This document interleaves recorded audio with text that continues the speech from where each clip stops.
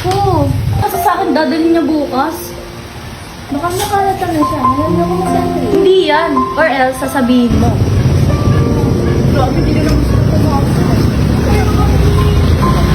Hindi na pa ako. Nakasama ko ba yung pagkagi? Hindi na nga eh. Ba't kaya hindi na sila pumasok? Hindi naman sila pumasok. Sila Sam! Siguro nandun sila sa Baka doon sila sa tambayan natin. Tara.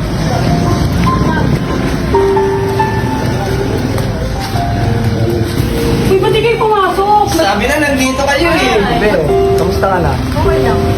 Alam mo na ba yung business? Sino ba yun? Kami pa rin. Ba't ba naniniwala kayo sa chismis? Ikaw ba ala?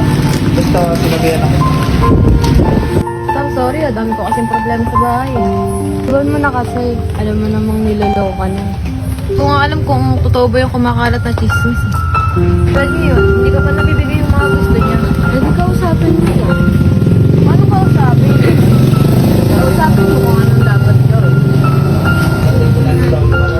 Try na pa, uwi na kayo. Kawawa ng kapatid mo.